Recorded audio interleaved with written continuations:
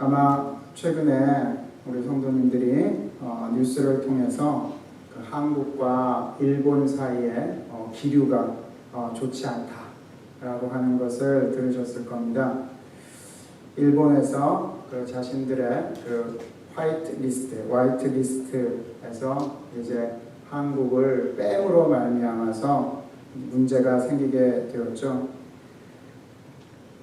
어떤 나라가 일본으로부터 이제 무기, 원자력, 통신 이러한 중요 물자들을 일본으로부터 수입하고자 할 때에 그 절차들이 기본적으로 복잡한데 그 화이트 리스트에 있는 나라들은 그 신뢰를 얻어서 그 나라들이 일본으로부터 수입하는 절차들을 간소화시켰었는데 그 나라의 리스트가 총 27개국이었는데 이제 한국은 거기서부터 뺀다는 것이었죠.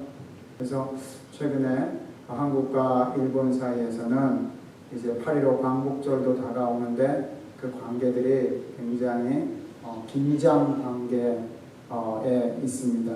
어느 나라나 여당, 야당 항상 물고 물리면서 갈등 가운데 있고요. 이 미국도 민주당과 공화당 항상 서로 공격하고 그렇죠? 그러한 관계 가운데 있습니다. 또 그 팔레스타인 땅에 이스라엘 땅에는 그 팔레스타인 자치기구 중에서 가자 지구가 있어서 거기는 마치 살아있는 지옥 같은 그렇게 큰 장벽으로 그 막혀져 있죠. 이스라엘과 그 팔레스타인 사이에 큰 장벽으로 있고 그것이 이 장벽이 육지 가운데만 있는 것이 아니라 그 바다를 통해서 그 지중해를 통해서 들어온다고 그래가지고 그 지중해까지 쫙 몇 킬로미터가 뻗어서 장벽을 설치했습니다. 그러니 그 안에 있는 사람들은 어떻겠습니까? 이스라엘과 또 이스라엘 사람들과 팔레스타인 사이에 정말로 이 역사적인 그 깊은 그 원수 관계 가운데 여전히 있는 거죠. 사실 이러한 관계들을 완전히 뒤집어서 우리가 한번 상상해 볼 때 한국과 일본이 정말로 손에 손을 잡고 다른 나라들을 위해서 봉사한다면 어떨까? 또 중국과 미국이 정말로 손에 손을 잡고 또 그 나라들이 무기에 쓰고 있는 그 엄청난 돈들을 인류의 환경 문제와 빈곤 퇴치를 위해서 쓴다면 어떨까? 참 그렇게 아름답게 손에 손을 잡고 함께 갈 수는 없는 건가? 우리가 한번 상상해 볼 수 있죠.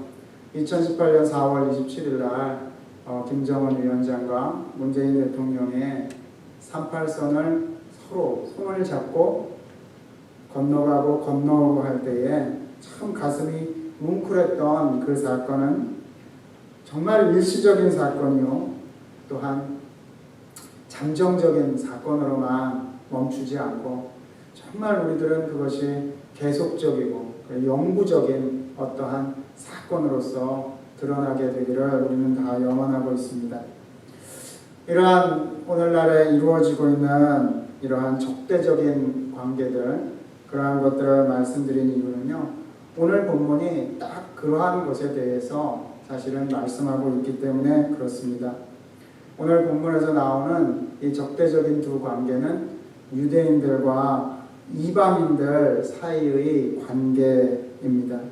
그러므로 생각하라. 너희는 그때 육체로는 이방인이요 손으로 육체에 행한 할례를 받은 무리라 칭하는 자들로부터 할례를 받지 않은 무리라 칭함을 받는 자들이라. 그러니까 유대인들은 할례를 받았던 사람들이고 이방인들은 할례를 받지 않은 사람들. 그러니까 유대인들이 이방인들을 말할 때 첫 번째는 저 할례 받지 못한 사람들. 그러면서 그들을 무시했던 것이죠. 무시하는 정도가 아니라 굉장히 적대적인 관계 가운데 있었습니다. 거기에 대해서 12절에서 좀 더 설명하면서 말씀하고 있습니다. 우리 12절 같이 한번 읽어보도록 하겠습니다. 같이 읽겠습니다. 시작. 그때에 너희는 그리스도 밖에 있었고 이스라엘 나라 밖의 사람이라. 약속의 언약들에 대하여는 외인이요 세상에서 소망이 없고 하나님도 없는 자이더니 너희는 이방인들은 그리스도 밖에 있었고. 이 말씀은 그리스도 밖에 있었다라고 하는 의미는요, 이 그리스도는 그리스어고 메시아는 이제 히브리어죠. 그러니까 그리스도를 소망할 수 없는 사람들이었다는 거예요.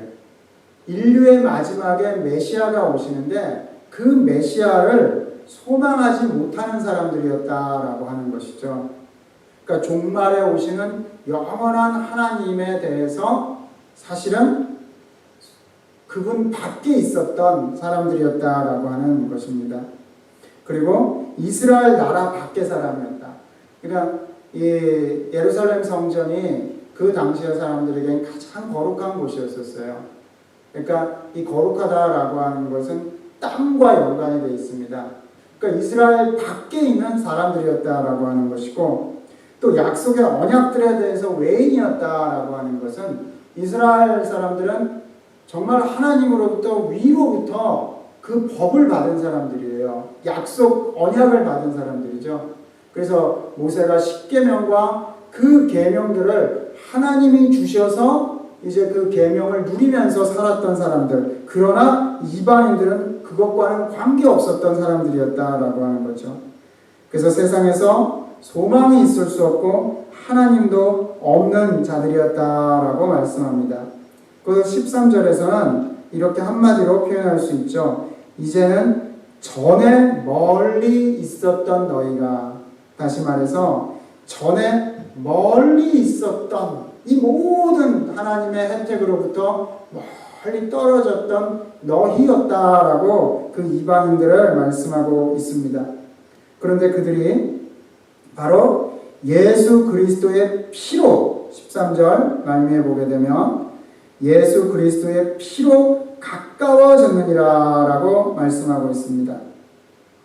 이들이 멀리 있다가 가까워지기 위해서는 사실 그 가운데 있는 장벽 때문에 그들은 이스라엘 사람들과 이 이방인들은 함께 할 수 없었던 사람들이었다라고 이제 14절에서 다시 한번 부연 설명을 합니다. 14절 같이 한번 읽어볼까요? 14절 같이 읽겠습니다. 그는 우리의 화평이신지라 둘로 하나를 만들사 원수된 것 곧 중간에 막힌 담을 자기의 육체로 허시고. 중간에 막힌 담이 있었다라고 하는 것이죠. 마치 우리 1989년에 그 베를린 그 시를 관통하는 그 베를린 장벽이 1989년에 이제 허물어지게 됩니다. 그들이 이 베를린에 살고 있었던 사람들이 자기 눈앞에서 보는데 벽돌들이 쌓아지면서 장벽이 설치가 되고 동독과 서독이 나뉘어졌던 것이었죠. 그것이 1989년에 이제 무너지게 되었던 것이죠. 마찬가지로 이제 영적으로 그렇게 이 이방인과 유대인들 사이에 장벽이 있었는데 그 장벽이 무너졌다라고 말씀하고 있습니다. 사실 이 말씀을 우리가 들을 때에 우리는 딱 떠오르지는 않지만 이스라엘 사람들에게, 유대인들에게는 딱 이방인과 자기 이스라엘 사람들을 가르는 장벽이 실제로 있었죠. 바로 이스라엘 성전에 그 이방인의 뜰과 유대인만이 들어갈 수 있는 뜰이 있었던 것이죠. 안쪽 뜰과 바깥 뜰. 이 바깥 뜰에는 이방인과 유대인들이 같이 있을 수 있지만 이 안쪽 뜰에는 오직 유대인들만이 들어갈 수 있었습니다. 그래서 그 담장에는, 그 벽에는 이렇게 써져 있었죠. 이방인은 안쪽 뜰과 성소 주변의 난간 주변으로 들어올 수 없다. 들어오다가 잡히는 모든 사람들은 죽을 것이다. 그러니까 이방인들은 그 안쪽 뜰로 들어갈 수 없었던 것입니다. 근데 이것이 성전에 보이는 그 담벼락만의 문제가 아니라 실제로는 어느 곳에 곳에 있든지 성전이 아니다 하더라도 성전에 있었던 물리적인 담벼락보다도 못지않은 그 담이 있었다라고 하는 것을 이제 말씀하고 있습니다. 그게 뭐냐면 15절에 나오고 있어요. 법조문으로 된 계명의 율법을 폐하셨으니. 14절 말미부터 보게 되면 원수된 것 곧 중간에 막힌 담을 자기 육체로 하시고 법조문으로 된 계명의 율법을 폐하셨으니. 이게 다 연결이 되는 거죠. 다시 말해서 실제로 이 세상에 흩어져 있었던 유대인들과 세상에 함께 있었던 그 이방인들을 나누고 있었던 장벽이 있었어요. 그게 뭐냐면 율법이었다라고 하는 거죠. 율법. 사실 율법 그러면은 굉장히 종교적인 법 같지만 쉽게 말하면 그냥 법입니다. 하나님이 주신 법이었었어요. 그 하나님이 주신 법이 바로 그것은 하나님의 백성이 정말로 그것을 통해서 생명을 얻고 그것을 통해서 큰 축복을 누리게 해주시는 법이었는데 이스라엘 사람들은 그 법을 가지고 이방인들과 자기들을 구별하는 장벽으로 삼았다라고 하는 것이죠. 다시 말해서 그 법 가운데서 이제 가장 두드러진 게 뭐냐면 할례법, 안식일법, 이러한 법이 하나님의 백성과 하나님의 백성이 아닌 것을 나누는 그 장벽 그 자체가 됐다라고 하는 것입니다. 그래서 하나님의 그 선택받은 그 어떠한 사람들이 이 하나님의 백성이 되는 데 있어서 이 율법이라고 하는 장벽 때문에 되지 못하는 일들이 오히려 발생하게 됐다는 거죠. 하나님은 선하게 율법을 주셨는데 이스라엘 사람들은 그 법으로 다른 사람들을 배척하는, 미워하는 그러한 도구로서 사용했다라고 하는 것입니다. 그러면 이 장벽이 어떻게 허물어질 수 있을까요?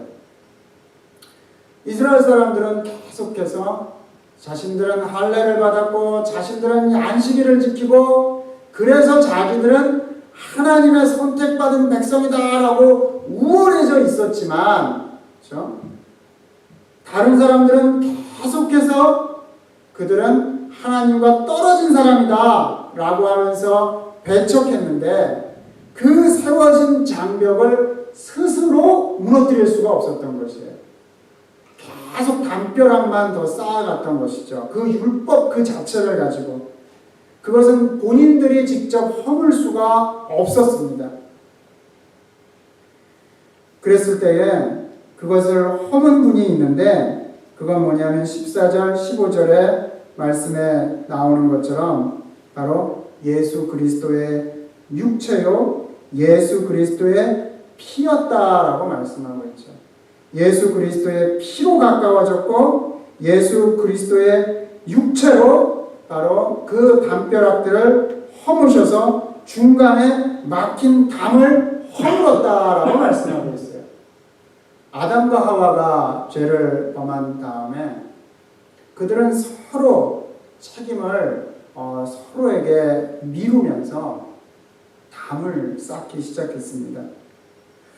역사적으로도 이스라엘 12지파는 하나님께서 아름답게 그 12지파가 동맹을 이루면서 하나님의 나라를 이루기를 원하셨지만 그 12지파는 계속해서 싸웠고 그것이 사사기에 잘 나오고 있죠.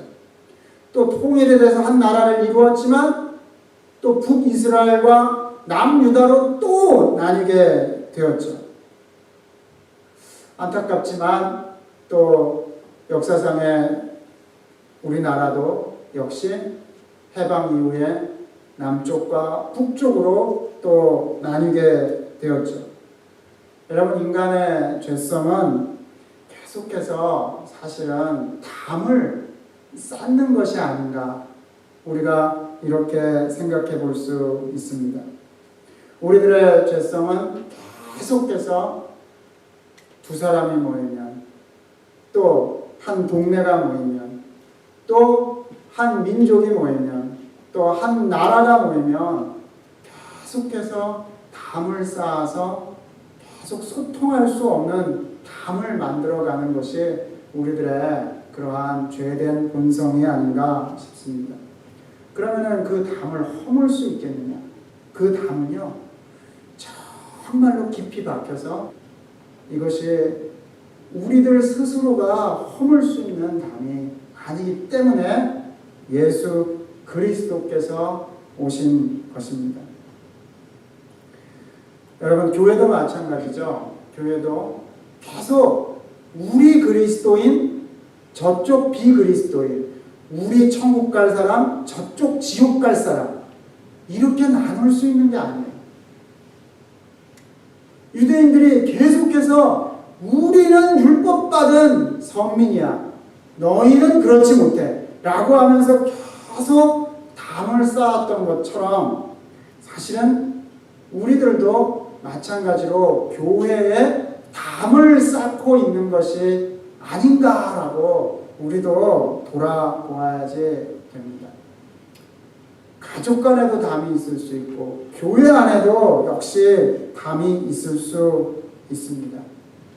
그 담이 쌓아지는 것을 주의 깊게 보고 그 담을 계속 허물어야지 되는 것입니다.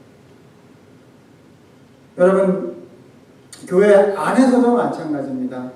교회 안에서도 마찬가지로 여러 가지 모양으로 담을 쌓을 수 있어요. 직분을 가진 자, 직분을 갖지 않은 자, 교회를 오래 섬긴 자, 교회를 오래 섬기지 않은 자, 그렇죠? 헌금을 많이 한 자, 헌금을 하지 않은 자, 성경을 많이 읽은 자, 성경을 많이 읽지 않은 자, 이렇게 실질적인 내용이 아니라 겉으로 드러나는 내용을 통해 가지고 담을 만들어 가면요, 교회 안에도 그 안에서도 여러 담들이 생기게 됩니다. 여러분, 이 십자가라고 하는 사건은요, 사실은 이제 그 에베소서 2장 1절부터 10절까지는 십자가의 사건으로 말미암아 그리스도의 피로 말미암아 허물과 죄로 죽었던 우리가 살아났다라고 말씀을 합니다.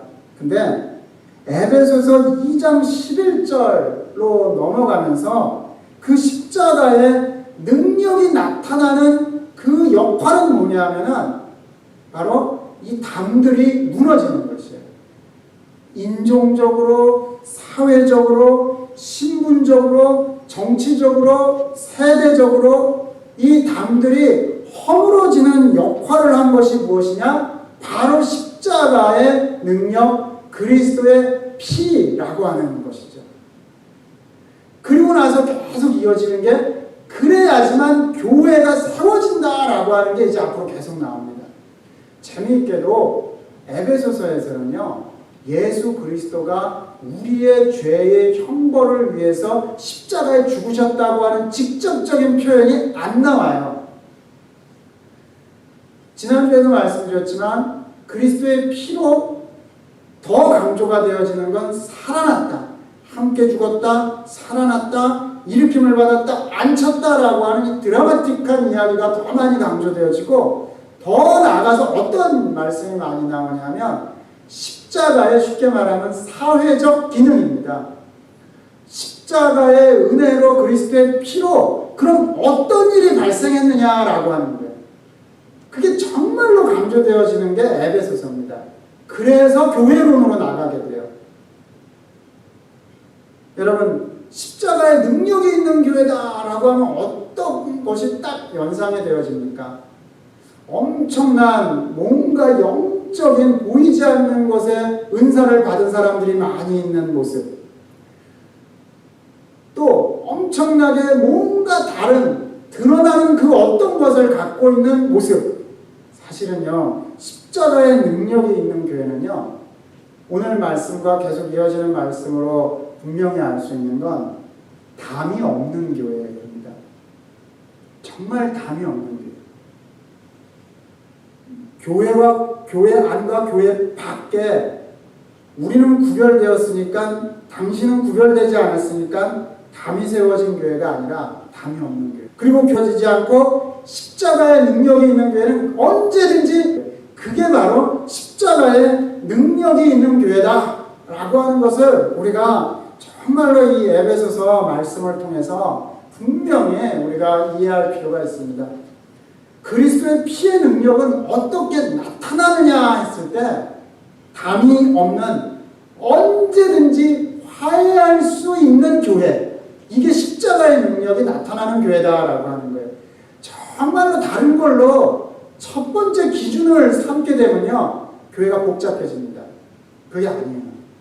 십자가의 능력, 그리스도의 피 능력이 있는 교회는 언제든지 화해할 수 있는 교회가 바로 이 에베소서에서 가르쳐주고 있는 십자가의 능력이 있는 교회다 라고 하는 것을 우리가 함께 꼭 기억했으면 합니다.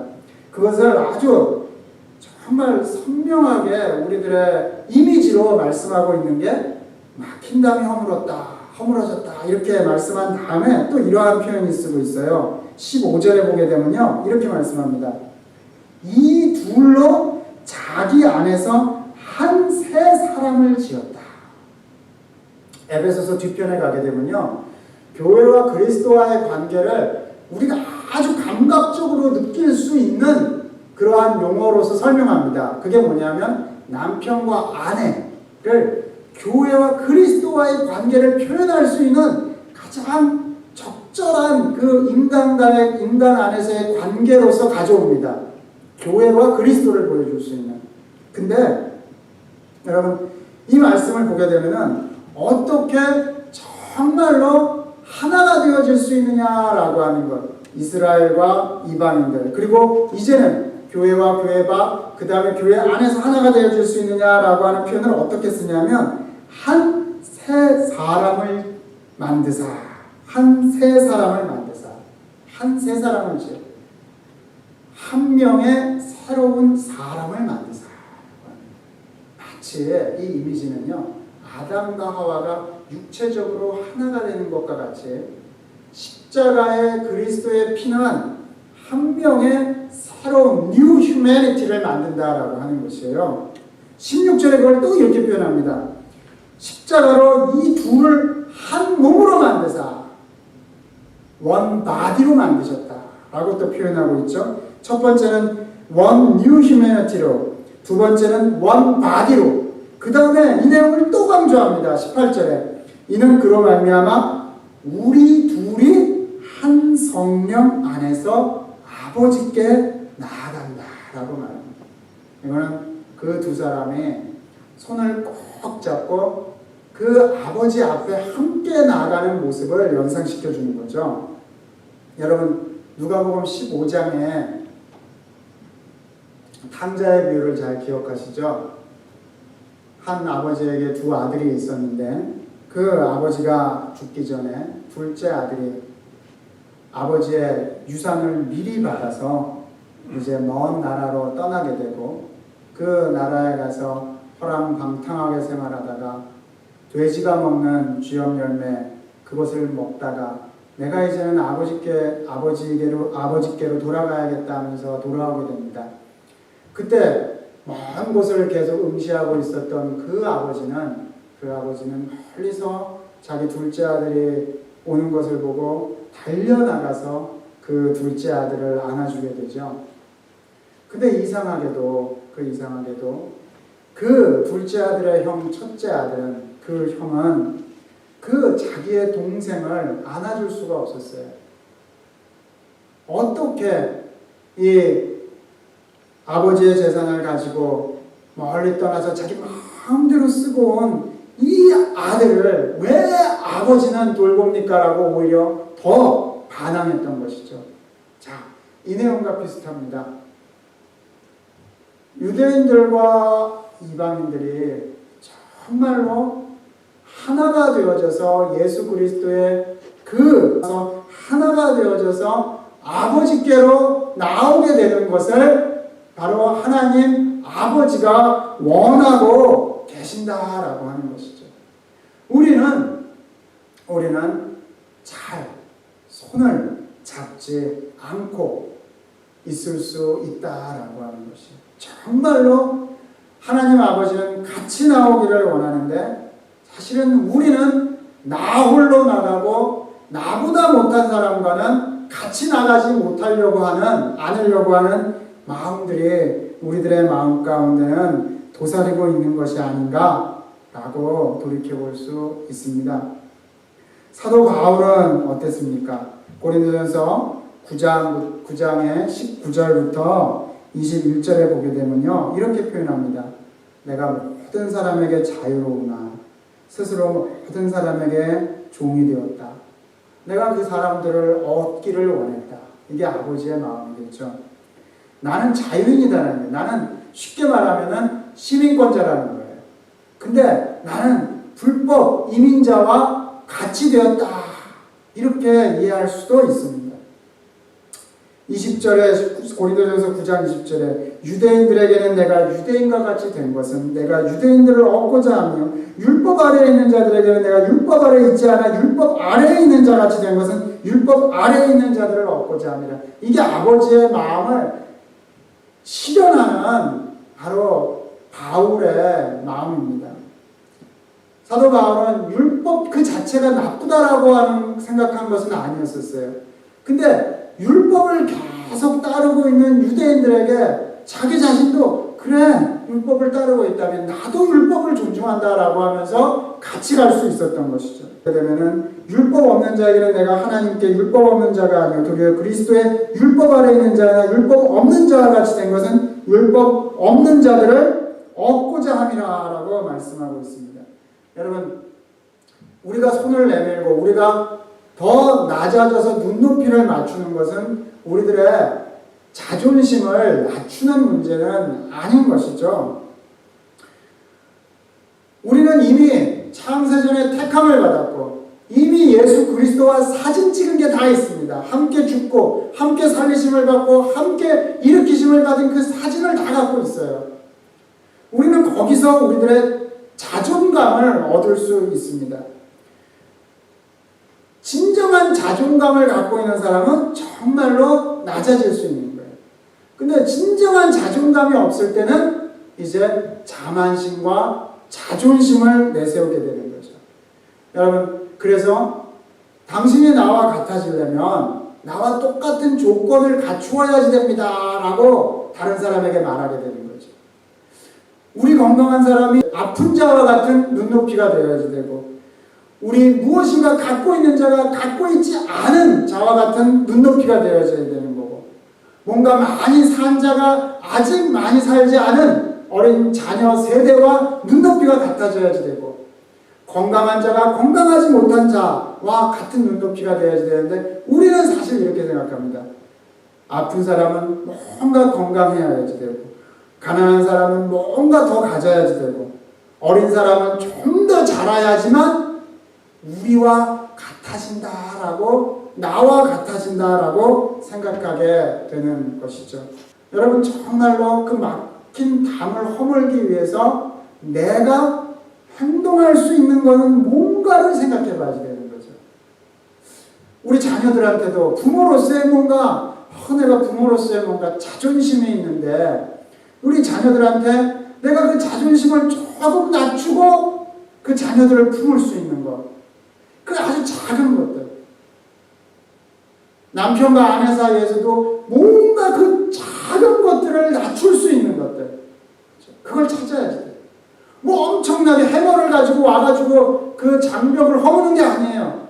지극히 작은 것에서부터 내가 그게 내 생명과 관련된 것이 아니라면 뭔가 내가 허물 수 있는 게 있을 수 있다는 것이죠. 여러분 그런 게 뭐가 있을까요? 자, 그거를 우리가 찾아서 실천해 나가야죠. 실천해 나가야죠. 여러분 우리가 주님께서는 그리스도인이 된다는 게 비그리스도인과 장벽을 쌓으라는 얘기가 절대 아닙니다. 그럼 어떻게 해야 되냐? 그리스도인은 계속 성경 말씀대로 빛을 비추는 사람이고 성경 말씀대로 소금이 되는 사람이에요. 그러려면 계속 그 장벽을 허물고 빛처럼 비춰주어야지 되고 소금처럼 뿌려져야지 그리스도인으로 인간으로서의 정체성이 형성이 된다라고 하는 것이죠. 장벽을 쌓아서 될 문제가 아니다라고 하는 것이죠. 우리 마지막으로 그림 하나 보고 말씀 맺도록 하겠습니다. 이 시소를 볼 수 있죠. 이 시소가 미국과 멕시코 사이에 장벽에 설치가 되었습니다. 이게 2009년에 캘리포니아 주립대 건축학 교수인 로널드 렐이라고 하는 사람과 산호세 주립대 디자인학과 교수 버지니아 산 프라텔로라고 하는 사람이 2009년에 이 디자인을 했다고 해요. 근데 이제 10년이 지나서 이 시소가 드디어 저렇게 놓여지게 되었습니다. 이제 두 나라 사이의 그 장벽이 사실은 이제 시소의 이 지렛대 역할을 하는 것으로서 바뀐 거죠. 장벽이 나누는 역할이 아니라 장벽이 바로 한쪽에 올라가면 한쪽이 내려가고 이쪽에 올라가면 이쪽이 내려가는 것처럼 장벽이 바로 지렛대로서 이 두 쪽이 함께 움직여지게 되는 지렛대, 기준점이 되어지게 되는 역할을 한다라고 하는 것을 퍼포먼스로 저렇게 디자인을 했습니다. 여러분, 우리들 가운데도 우리와 비그리스도인 사이에 또 우리 안에도 여러분 철의 장막, 저렇게 막힌 장막이 아니라 그 모든 장막은 이제는 마치 종이 장막과 같이 언제든지 찢어질 수 있고 오히려 장막이 있는 것처럼 보인다 할지라도 오히려 그 장막은 다시 화해를 이루어낼 수 있는 그 도구가 될 수 있는 그러한 이제는 막는 장막이 아니요 이제는 연결하는 장막, 도구가 되는 장막이 되기를 우리가 함께 소원해 봅니다. 주님께서 이 교회를 통해서 화해를 이루어내는 세상의 화해요 이 안에 화해를 이루어내는 그 그리스도의 피의 능력이 진실로 이 가운데 우리 가운데 넘쳐나서 세상으로 흘러가게 되기를 진정으로 우리가 함께 소원합니다. 기도하겠습니다.